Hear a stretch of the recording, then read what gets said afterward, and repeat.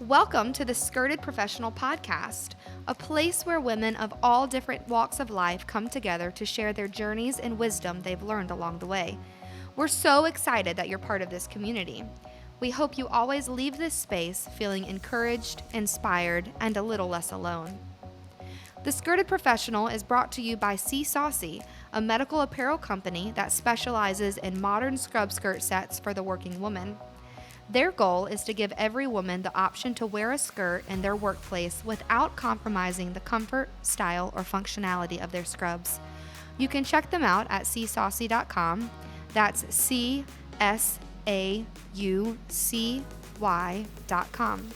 All right, without further ado, let's get to today's episode.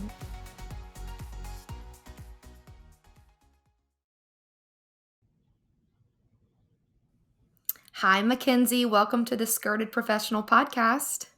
Hi. We are so happy to have you on this episode today. We know you are a very busy young lady, and we just want to hear about all the really cool things that you're doing. Yeah, I'm really happy to be here. Thanks for inviting me to do this. We're excited to hear about your journey. So let's dive right in.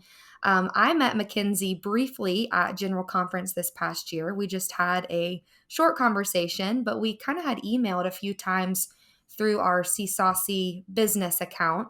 McKenzie had reached out, I think back in August, um, Mhm. about the journey she was entering into. She was going to be in the OR a lot, the operating room, and was wondering if we had any success stories or testimonials to girls who were in that position who were able to wear their scrub skirt. So we've really connected through that, and she's got some really exciting news on where she's at in life, and we want to hear all about it. So McKenzie, why don't you start by just telling us who you are, where you're from, and kind of what you're doing? Yeah, so I am a PA. I just graduated this past May. And I live in Ann Arbor, Michigan. I have my entire life. It's kind of my home where I grew up. It's where my church is at. And I guess going back to why I wanted to become a PA, it started in high school. My favorite class was, biology, anatomy, and physiology. And even though they're like the hardest classes, I just really enjoyed them. And my parents, they were involved with healthcare workers a lot. So they knew a lot about, PAs and doctors and NPs. So they kind of told me a little bit about those roles. And then we had to do a career search where in high school, it was a project we had to do. And so I shadowed a nurse practitioner, I shadowed a physician, I shadowed a PA in oncology, actually. Wow. And I just really enjoyed seeing her role and how she works with the physician and the nurses and the patient and she spent a lot of time with the patients compared to the physicians, which I really liked and really got to add that more of that personal touch. And so, yeah, kind of early on, I decided, this is kind of the role that I want to do. I think I want to do this. Very Um, cool. yeah. Very cool. And I think those shadow positions are so important to really Mhm. solidify in our minds, like, this is what I want to do, seeing that role in action. Yeah, absolutely. I think it's necessary. So, neither of your parents were medical physicians or PAs, but they were kind of in that realm. Yeah, they work for pharmaceutical companies. Awesome. And so they're, every day interacting with PAs and NPs and doctors. So I Very probably wouldn't have known what PAs were or NPs unless they had told me. right. So, when you're deciding, in high school and you shadow and you do all of this research and you decide you want to be a PA or a physician's assistant, for those who are not quite sure what a PA is, what was the educational track, beyond that? Yeah, so the best way I can describe PA school and the process of getting into PA school is it's kind of like a mini medical school. It's a condensed master's program. So instead in med school, you have 2 years of didactic book learning and 2 years of clinical. PA school is kind of like a sped up, intense version, 1 year didactic, 1 year clinical. You probably get, 60 to 70% of what you would in med school, just kind of crammed into 2 years. And as far as getting there, you have to have a bachelor's. And your bachelor's can really be in anything you want it to be in, as long as you have the prerequisites done for PA school. Okay. And sometimes that can vary a little bit depending on the program, but in general, they're pretty similar across the board and pretty similar to the prerequisites that you need um, for medical school. So you need your bachelor's, you need to complete the prerequisite courses, which is like chemistry, anatomy, nutrition was one of them for me. You got to look at those. And then what is also unique about applying to PA school is you have to have, depending on the program, 500 to 2,000 hours of hands-on patient contact experience. Hmm. And so the definition of that again varies a little bit on the program, but usually it's something like working as a medical assistant, an EMT, a nursing assistant. There's a few nurses who go to PA school, and you have to have that hands-on contact experience in order to apply for the master's. Interesting. And that's left up to you to get on your own. That's prior to getting into that Yes. program.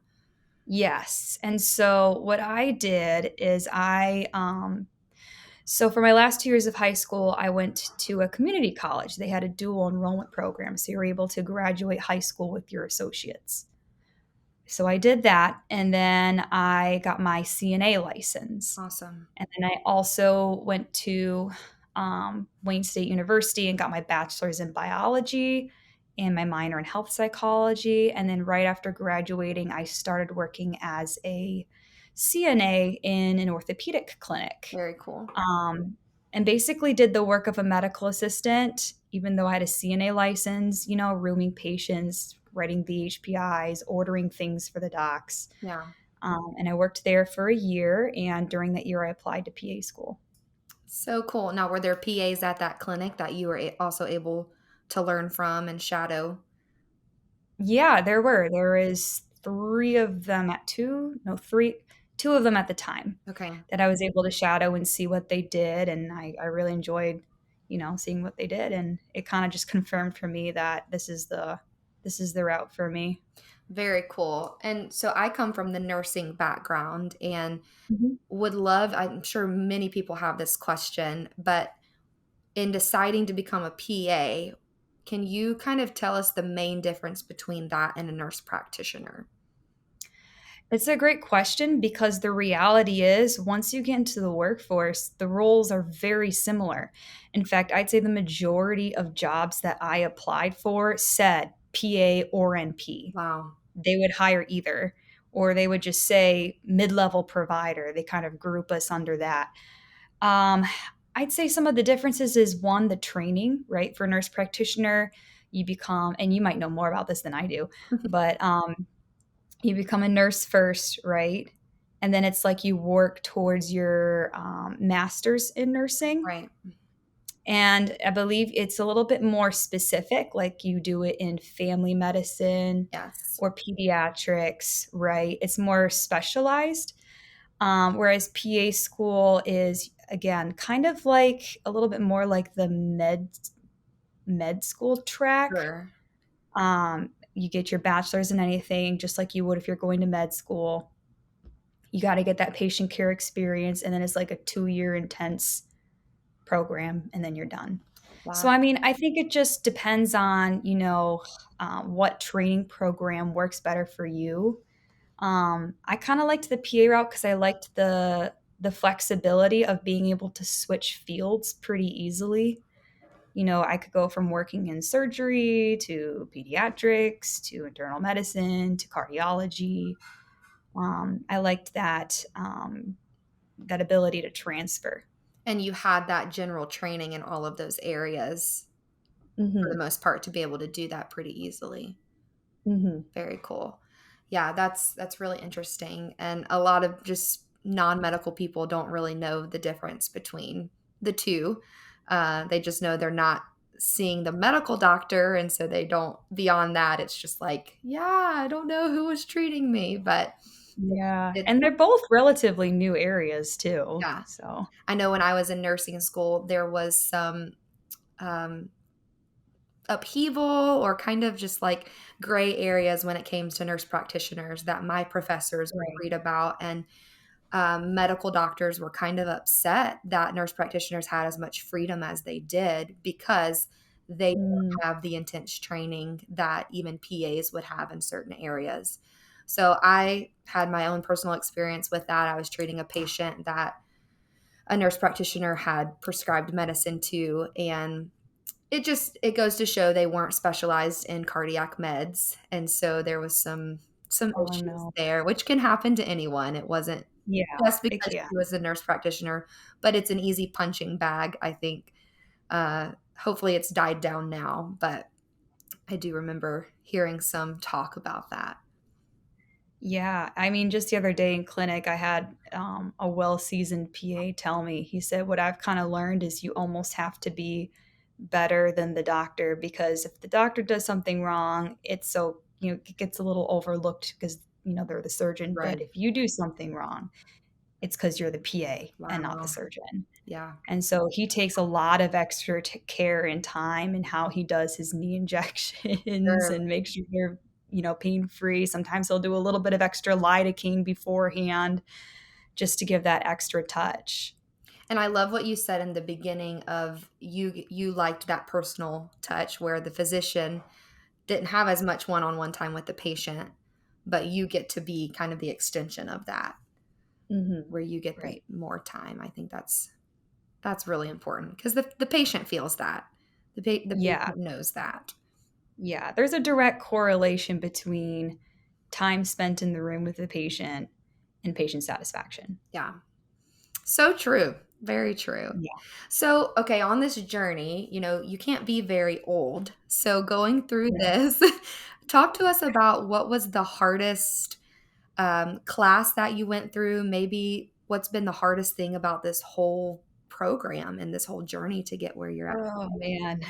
So, um I I think so going back to undergrad was stressful to me because it was like, "Oh my goodness, I've gotta get into PA school.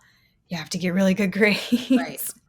I have to get that experience," and so undergrad kind of had that pressure an extra pressure to it of, I gotta do well in this if I wanna get into PA school.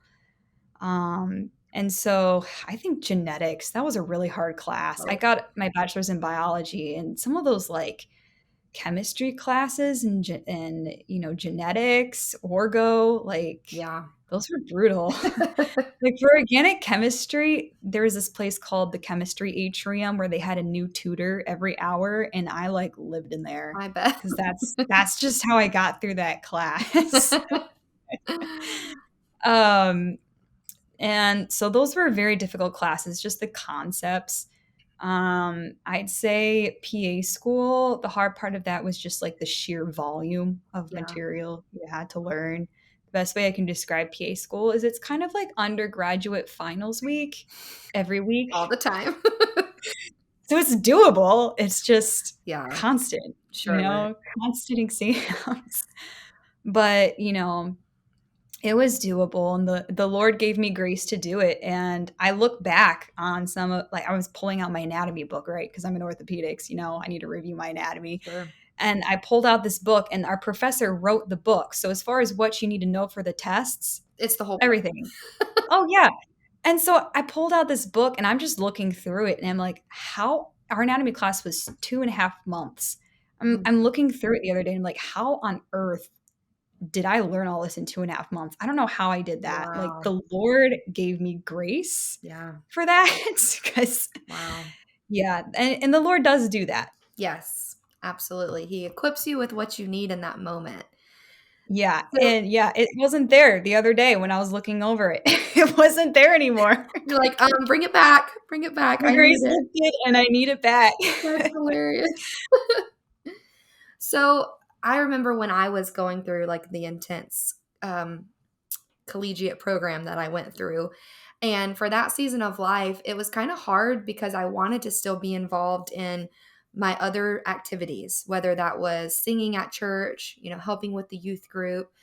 I had my hands in quite a few things. And so, talk us through how you have navigated this season of life where you were in this intense 2-year program and what that's looked like for you to get where you're at today. Did you have to say, put other things on pause for a little bit and just know I'll come back to that afterward? Or how did you navigate that?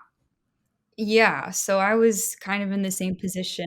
I was involved in youth ministry, music ministry, and I'd also teach Sunday school. And so, I just, I had a conversation with my dad, who's the pastor of our church. So, Awesome. um, and with some of the other pastors on staff and leaders in these areas of ministry. And what I did is I kind of pulled out of youth ministry and Sunday school for the time being. I stayed with music ministry, but those two other ones I kind of pulled out of. I think once in a while I came and helped out with the youth, but not as much. And just really tried to make sure that I made, my relationship with the Lord, my one-on-one time with Him a priority, and making sure you need to stay connected. You need to come to church as much as you can, as cliche as that sounds, but you need that break from that intense environment. It's so necessary. So the school I went to, Wayne State, it was 45 minutes away, but with traffic, I would usually leave like an hour and a half advance. So that was a long, car drive, and a lot of other students had that kind of drive too, and they would like listen to audio recordings of lectures, but that was like my alone time with the Lord, where I would pray, get Yeah, connected, and then on the way home, decompress. And so that was really how I kind of managed all that. that's special. And I know you could probably attest to this as well. It's like I never felt closer to the Lord than when I was going through that program because I Yeah. just relied on Him so much. Yeah. So Yeah, much. for sure. You learn to trust in the Lord. Yeah. I It don't was. know how other students did it. I don't know how they do it.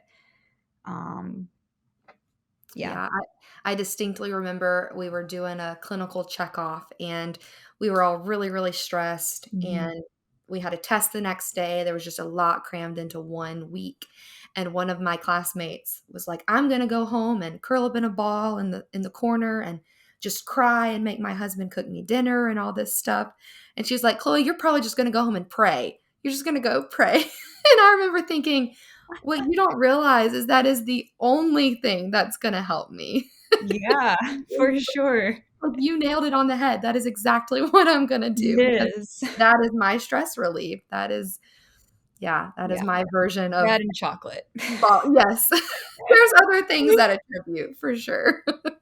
For sure. Oh my goodness. Well, this is, really great to hear. So now current day life, okay, you've graduated, you're Mhm. working now.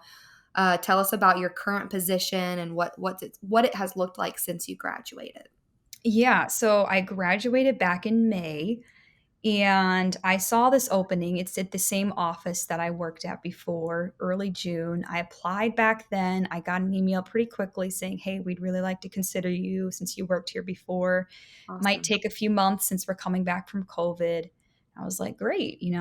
So I felt peace about it, but nonetheless, you're going to still keep applying because, you don't know. Right. And so I kept applying to different things, got a few offers, but I didn't feel complete peace about.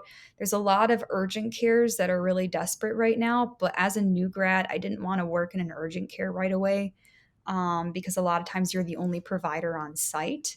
Hmm. And that's just not something I wanted to do. As a new grad, I wanted to have a good support system with me. Um, and so I interviewed in September, and the credentialing process took 3.5 months. It was a Wow. very long process. Um, But yeah, they hired me on and I started working January 1st, but then they had to get me credentialed to be in the operating room, which took another month. Wow. So I didn't start in the OR until actually the beginning of this month. Okay. I've been in the clinic, so I have a mix. So I'm it, and it's kind of still up in the air of what that mix is going to look like. But I'm in the operating room at least 1 day a week, Awesome. and it may go to two. And the other days I'm in the clinic. So you're seeing pre-op, post-op while in the clinic, routine visits, maybe more Yes. emergent things throughout the week. Yeah, and so, honestly, for the past month or so, I've been in training because, like any program, you learn a little bit about everything in PA school, Yeah. and then orthopedics is, very, it's a very Specific. specific area, right? And I'll predominantly be working with so there's a huge provider group, right? There's like 20 providers. Wow. Um, and then there's what they call the sports medicine pod, and that's like a group of like 5 physicians. And so I'll be working mainly with them and predominantly with the guy who does the shoulders, but also helping some of the other docs out with their post op visits. Okay. And so I've been kind of shadowing and training and rotating among them and trying to learn as much as I can and how they manage their patients post operatively, what you be looking for at each visit, 3 weeks, 6 weeks, Sure. 3 months out from a shoulder replacement, a rotator cuff repair. How do you evaluate someone with knee pain, shoulder pain? What are your differentials? Yeah. So I've been shadowing. I start seeing patients on my own March 7th, and they're going to kind of start me off really slow with some of So, the lower hanging fruit, and just kind of build my schedule from there. And then in the operating room, I am kind of like that second or sometimes third set of hands to okay. the surgeon. And also I'll be doing a lot with like setting up the patient and getting them ready for surgery, which, that's a really important aspect, getting the patient Sure. in the correct position in order to be operated on. That can preach. Well, But that's awesome. but yeah, so that's essentially what I'll be doing in there. So, with your PA training, did you get surgical skill experience? Yeah, so I had a 1 month rotation in surgery in PA school. It was in general surgery, and so yeah, you learn how to scrub in all the different instruments. You get to help out with some of the suturing and closing as Nice. a student. But every surgery is so different. Sure. And so And yeah, but so, I did have OR experience. and do you ever like close up the patient or kind of like a first assist would? Yeah, so that will be part of my role. Again, I've been in the OR 4 times now. Okay. Well, 3 times. So yeah, that is one of the things that I will be doing. So So they're exciting. teaching me how to suture. Now, do you like that? Have you enjoyed I your time so do. I far? do. I did a little bit of it in my rotation at in PA school, so I do like doing that stuff. I remember when I worked in the operating room, it was mainly eyes that we operated on, and there were Wow. probably, oh, I would say 15 to 20 different surgeons. I worked at an outpatient center, so they would just Okay. use our facility. So we Mhm. had to know for each physician what Right. ointments, what's their procedure, and I was Mhm. a circulating nurse, so it was my job to run the room and kind of just know that physician.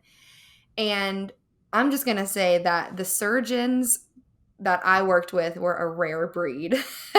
They were a different type of person than I had ever met. Um, very kind, but once they stepped in that operating room, they Oh, knew it yeah. was their territory and Mhm. they were in charge, and they let you know that. But I remember just being nervous and really nervous in the beginning of just getting to know each one and making sure I figured out how they like things specifically.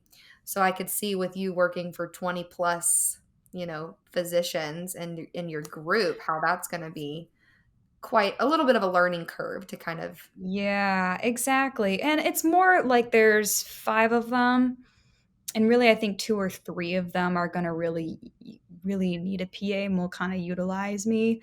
But yeah, you're right.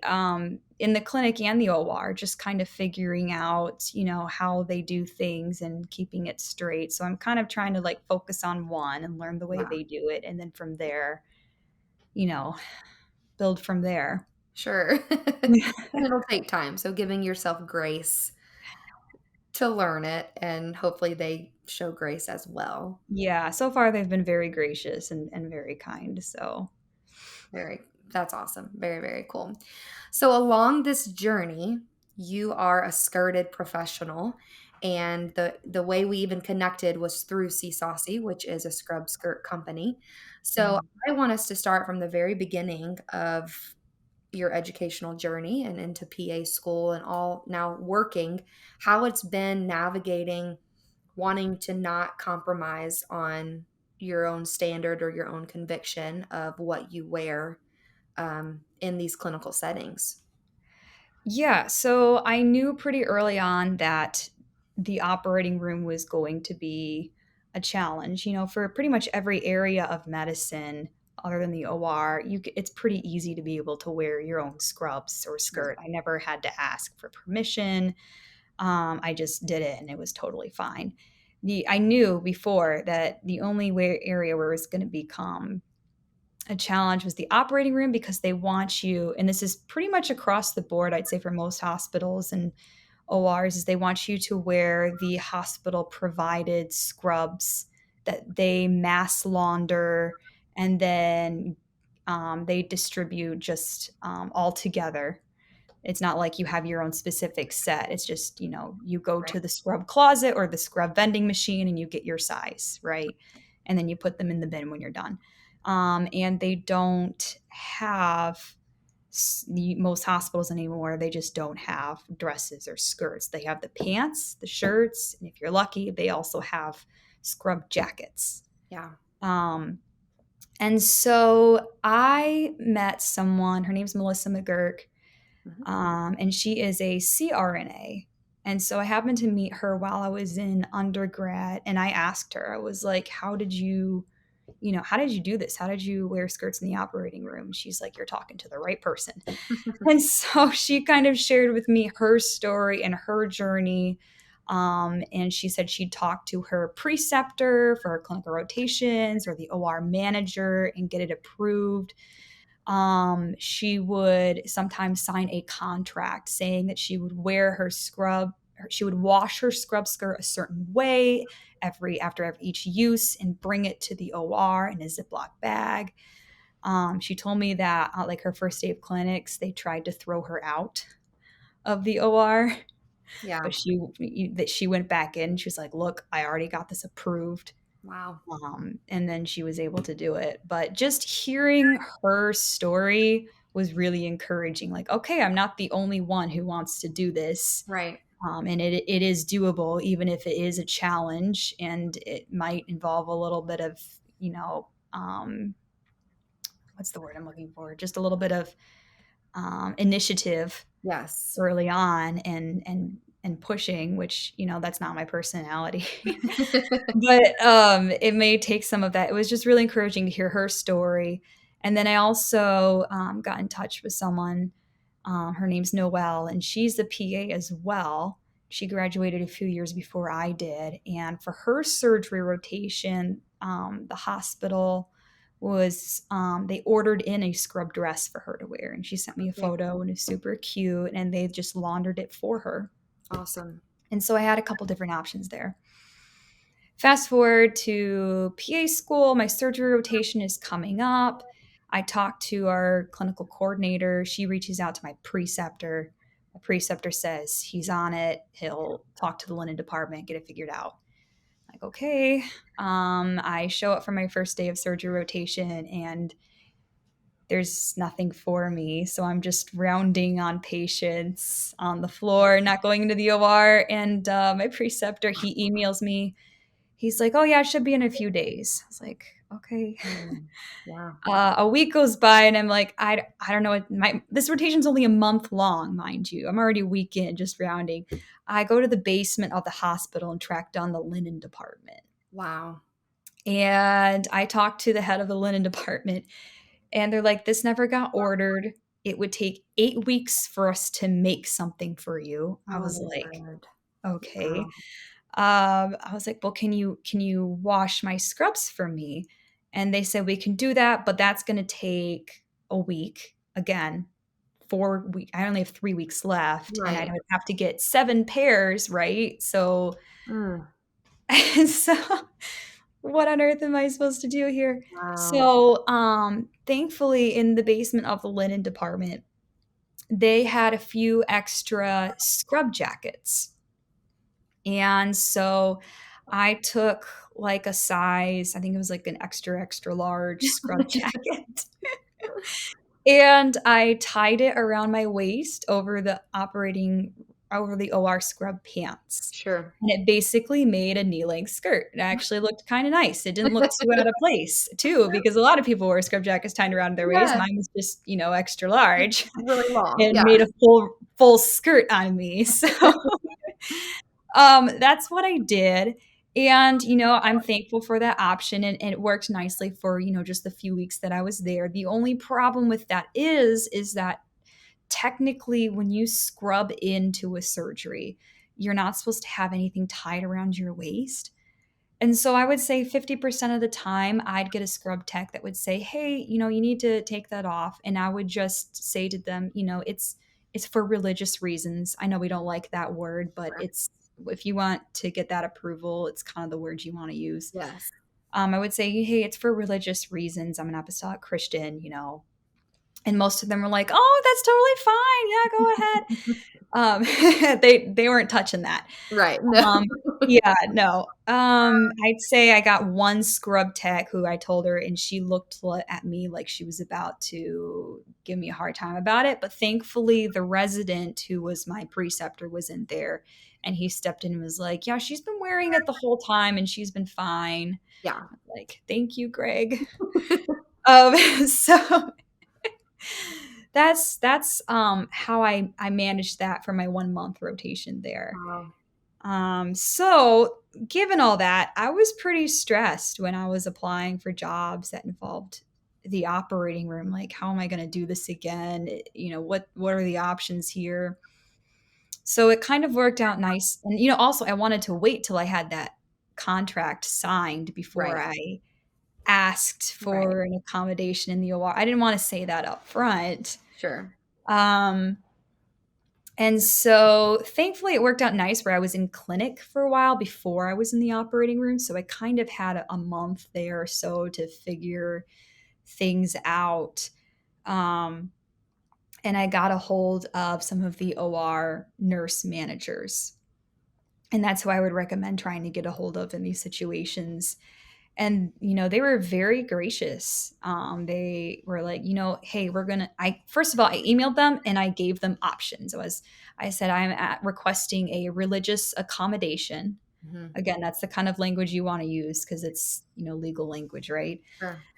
Um, and I just listed a bunch of options. I said, I've talked to other women in my position who are CRNAs, PAs, nurses, and what they have done and what I have done in the past is, one, the hospital can order a scrub dress or skirt that you approve of for me to wear. Or I can give you scrubs of my own that I give to you, and either you launder them for me or you give me permission to launder them myself according to whatever protocol Sure. you outline, or you give me permission to wear the scrub jacket tied around my waist. It's not the best option, but it works. It works. You give me permission to wear a scrub jacket tied around my waist when scrubbing into a surgery. And so I emailed them and I talked to them on the phone and gave them those options. They're like, "Okay, we're gonna talk to the linen department and we're going to see if we can find something for you to wear." And so I was like, "Oh, praise God." Yeah. Thankfully, they're very accommodating, and they came back to me and they found a scrub skirt, but it didn't match the OR color, and so that was going to be a little awkward. So the OR scrub color is this weird teal, not quite Okay. green, not quite blue color. Very common scrub color. I don't know if it's like the soap they use or whatever, Sure. but they sent me one that was like this deep blue skirt, and I was like, this is gonna look really weird with the Right. hospital scrub shirt. And then, it's orthopedic surgery, so it gets messy in there. So I Oh, was gonna yeah. have to wear the pants underneath. Yeah. So it's like, this is gonna be really awkward. So I I got a hold of the nurse manager again, and I was like, look, I so appreciate you, going out of your way to find this for me to wear and wanting to order it for me and provide me Yeah. with this. But I'm just wondering if, with me being a little mismatched, it might look unprofessional. Yeah. How about you give me some of your scrub pants? I can make them into scrub skirts. Yeah. That way I match. It'll look, not that it's a fashion show in the operating room. It No. really is not. No. But I think that might work better. And plus, I can get them done faster Yeah. than it will take for you to order these in. And she was like, "Oh, why didn't I hear about this before?" And I was like, "I tried to include it in the email with my list of options." Ah, But yeah, so I met her one day and she just opened up the closet and I took a bunch, like 15 pairs of the scrub pants. wow.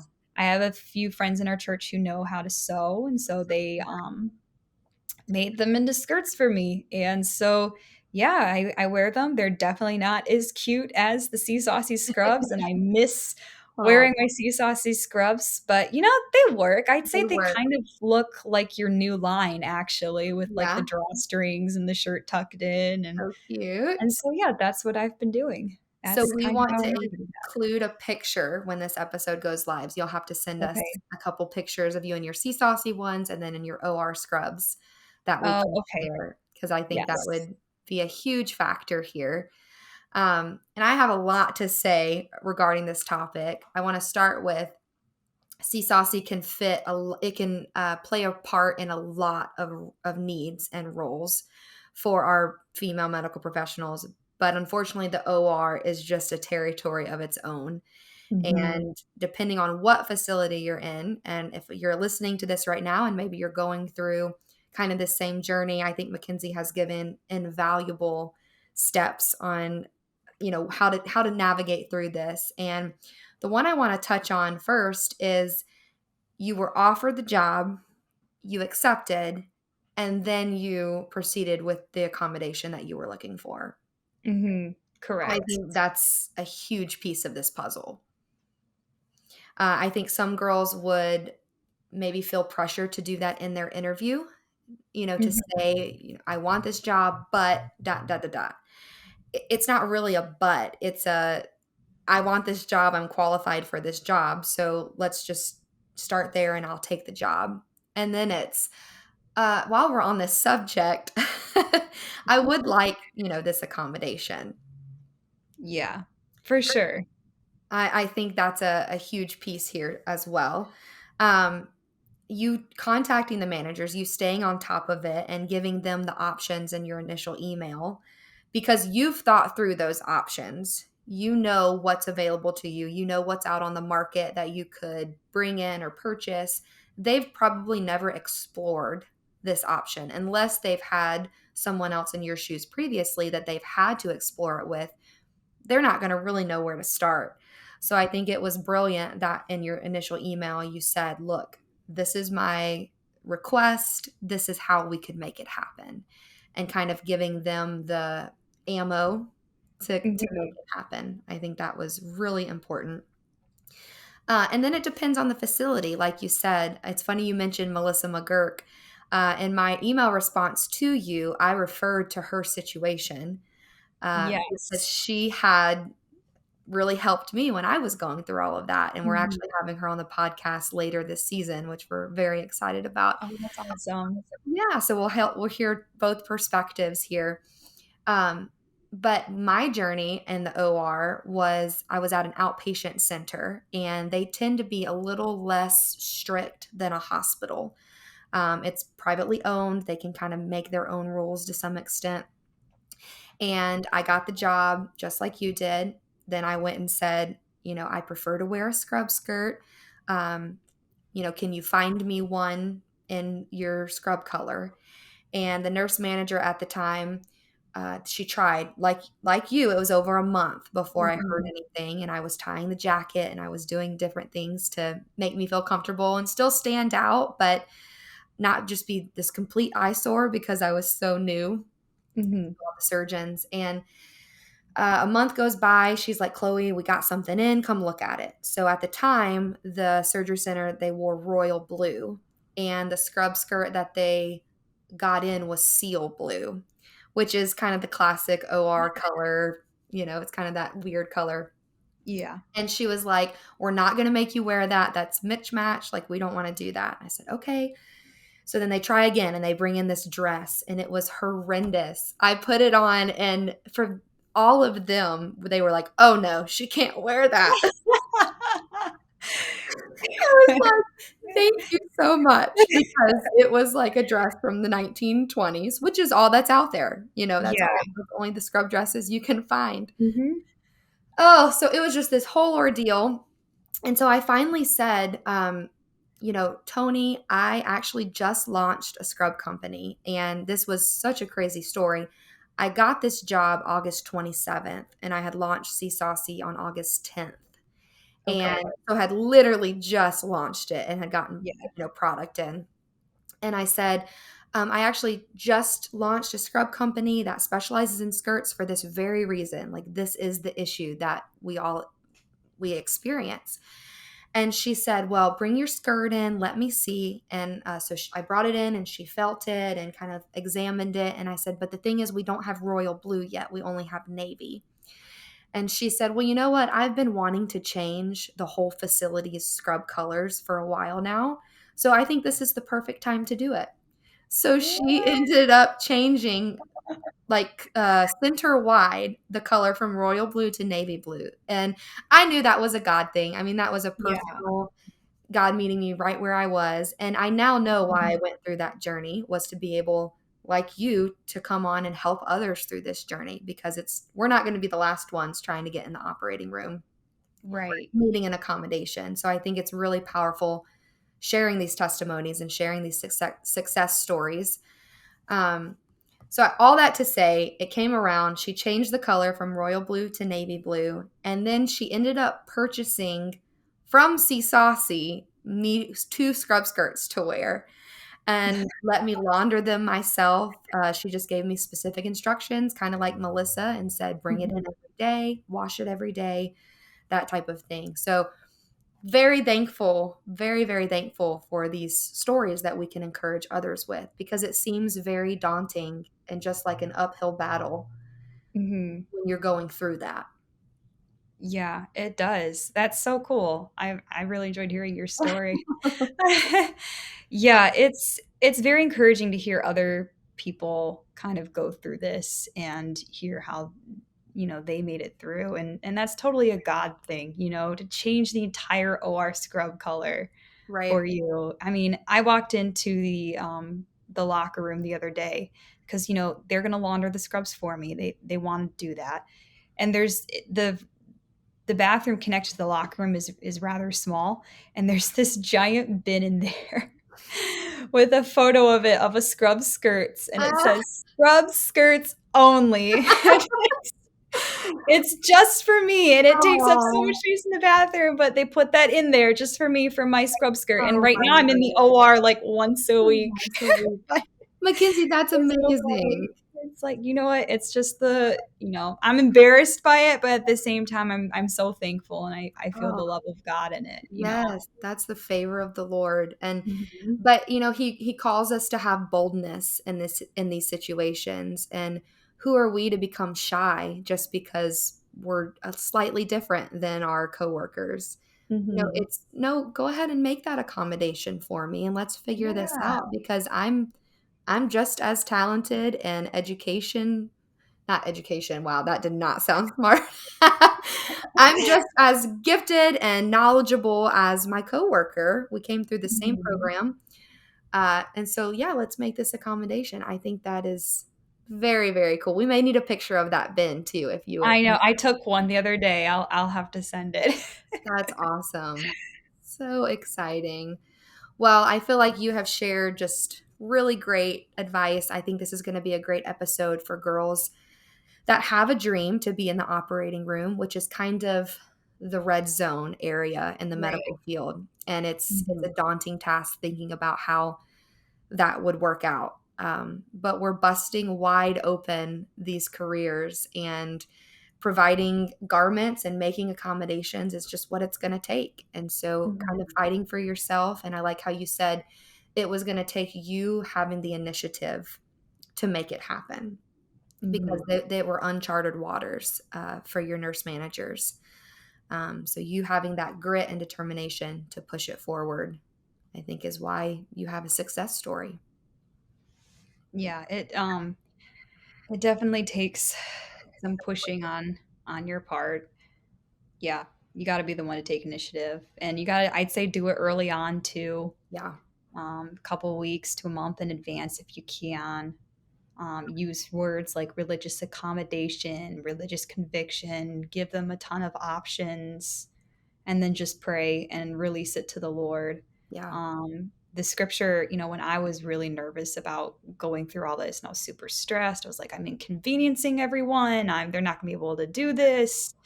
Um, I just was kept reading Matthew 6, why are you so worried about clothing? Consider the lilies of the field, how they grow. They neither toil nor spin, and Solomon in all his glory was not arrayed like one of these. Yeah.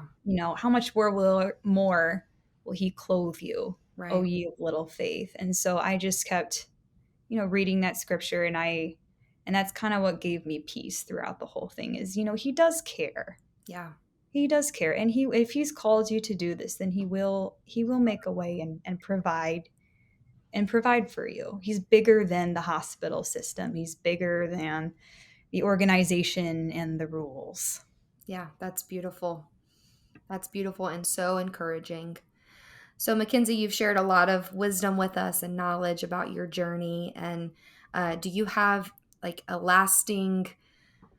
um, a lasting impression? So, the girl that's going through this right now and is kind of facing that uphill battle, what would be your key piece of advice? Maybe she's in the same track as you of wanting to be a PA and a first assist. What would you tell her? I would say just trust in the Lord. That fear is just the voice of the enemy. I totally understand it. I get it, but it's possible. Yeah. It will take some pushing on your part. It may take some time, but don't give in to that fear. Just be bold. Know that you're not alone. Okay. Yeah. Yeah. I thought maybe I was crazy for doing this. Like maybe I'm being ridiculous here. And I really kind of had to, really evaluate and deep dive. Okay, why am I doing this? It's not that the OR hospital scrubs are immodest in the sense that Right. they're like showing off curves or making bare the thigh, but the real thing for me was the distinction aspect, right? Yeah. I want to dress like a woman as the Bible defines that I should. I want to make that distinction. Yeah. And so knowing that what I was doing had biblical principle and gave me peace. And then also, reading that scripture in Matthew 6 gave me peace. And I would say, study those scriptures out, and trust God and know that He will open the door and provide the way if this is God's will for you. Yeah. That's beautiful. So encouraging. Very encouraging. All right, so we're going to wrap this up here. We kind of have a question that we ask all of our podcast guests at the end. So we've kind of coined it as our thing as a skirted professional. Okay. And you just the first thing that comes to your mind can be the answer. But Okay. Mackenzie, what is saving your life right now? Um, okay. Um, so I just got these shoes for the OR. They're these Dansko hot Huh. pink clogs. They're not the full-blown professional Dansko clog. They're kinda like the cheaper version, they almost look like a fancy, Croc, Okay. but they still have a lot of support, and they're waterproof, and they're hot pink, which I Nah. love, and they're very lightweight, and so I've been loving those. Yay! That's a great answer and so specific. That's why I love it. Yeah. You have to have that pop of color in the OR. Yes. Oh, yeah, and then also, I love the scrub caps that we get to wear in the OR. Yes. Etsy has lots of great options, by the way. You know, I've ordered way too many of them, I really don't need that many, but they're Aw. so cute. I love them, so That is expressing yourself in the OR. It's yeah, your exactly, because accessories. there's no other way. No, there's not. Yep. Oh, that is so funny. So hot pink OR suit shoes are saving your life right now, Yep.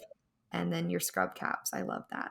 Mhm. Awesome. Well, it was so great talking to you. Thank you for all the wisdom that you shared and your testimony of navigating the operating room while holding certain convictions and the determination it takes to push those accommodations into place. I think this is going to be really inspiring to a lot of females. And I know we have females that are listening that are in your exact shoes right now. So this is encouragement to all of them to keep going and trust in the Lord that He will make that way. Mackenzie, Yeah. thanks so much for being on the Skirted Professional. Thank you so much for having I really enjoyed doing this.